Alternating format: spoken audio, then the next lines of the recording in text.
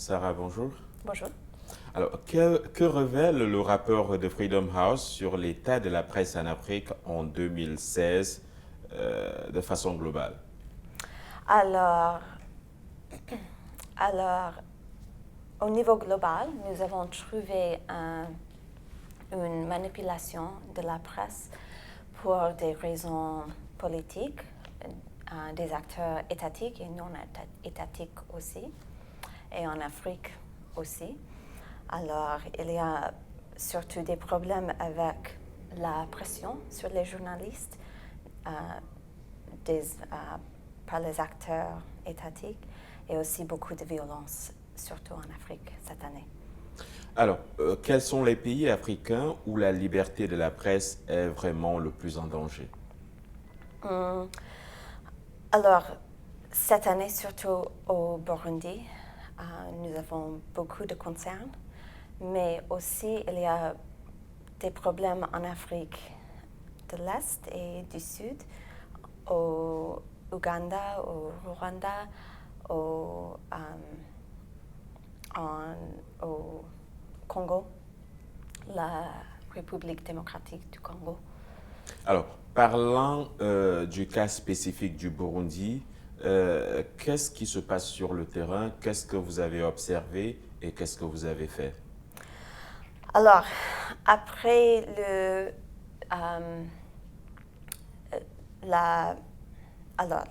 président du Burundi a changé les termes de son présidence et il y avait sa réélection.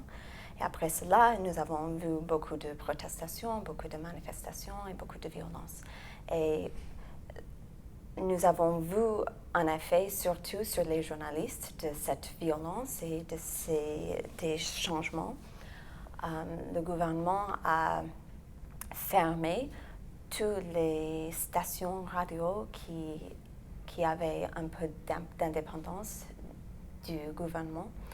Et nous avons vu 50 journalistes qui ont quitté le pays. Et aussi plus de violence. Et à cause de la violence, des menaces aux journalistes, nous avons vu un croissement de sentiments quand les journalistes ils ont censé ce qu'ils écrivent. Alors, est-ce que vous pensez que la presse burundaise va continuer à jouer son rôle dans la promotion de la démocratie dans ce pays au regard de ce que vous venez de décrire, c'est-à-dire les menaces, les fermetures de radios, les censures? Est-ce que la presse burundaise sera assez forte pour continuer? Maintenant, j'ai peur que ce n'est pas possible. Il n'y a pas assez de journalistes maintenant qui restent dans le pays et qui peuvent faire son travail.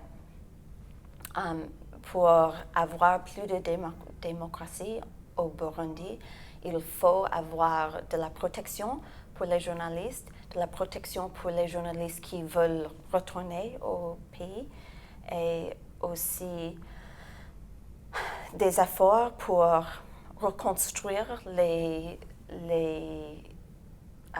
bureaux de médias qui sont fermés. Alors, à votre avis, qu'a-t-il lieu de faire pour qu'on ait une presse forte et indépendante, aussi bien au Burundi que dans la plupart des pays africains? Alors, au début, il faut un cessement une termination de violence et une termination de menaces contre les journalistes. Après cela, il faut la protection pour les journalistes qui restent et aussi la termination d'interférences dans les médias publics. Ça, ce n'est pas un problème au Burundi, mais aux autres pays. Et la possibilité de médias, de presse indépendants du gouvernement. Alors, quels sont les moyens de pression que Freedom House dispose pour faire changer les choses en Afrique dans le domaine de la presse? Est-ce que vous travaillez avec les gouvernements? Est-ce que vous travaillez avec l'opposition, les associations de journalistes? Quels sont les moyens de pression dont vous disposez? Oui, alors nous avons plusieurs programmes, et ça dépend du pays. Nous avons des programmes avec les journalistes qui conseillent les journalistes aux moyens qu'ils peuvent utiliser pour se protéger et pour confronter les menaces des gouvernements. Nous travaillons aussi avec des organisations de la société civile pour construire la capacité pour qu'ils puissent aider aux journalistes et aux autres acteurs dans leur pays, leur-même.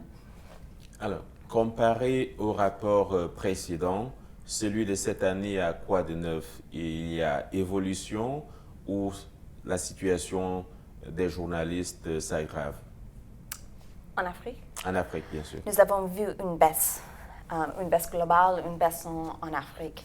Un pays, je n'ai pas mentionné, mais un pays de concern est le Ghana. Au passé, le Ghana était le seul pays que nous avons appelé libre, free, au continent africain. Nous avons une méthodologie de libre, partiellement libre et non libre. Et cette année, le Ghana est tombé de libre à partiellement libre. Et nous le voyons comme c'est une partie de ce mouvement, de cette évolution de baisse en Afrique. Alors, une dernière question. Qu'est-ce qui fait la différence entre Freedom House et les autres organisations de presse qui produisent des rapports sur la presse chaque année? Je veux parler de Reporters sans frontières, Committee to Protect Journalists et bien d'autres organisations. Qu'est-ce qui fait la différence? Alors, il y a deux choses. Il y a cette combinaison de notre recherche, mais aussi notre programme qui combine pour aider et pour informer le public. Aussi, nous avons non seulement ces désignations de libre, partiellement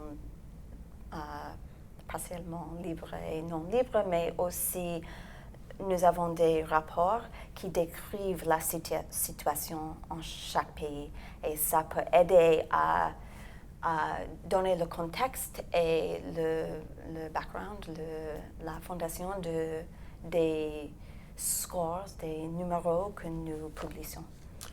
Voice of America vous remercie. Merci.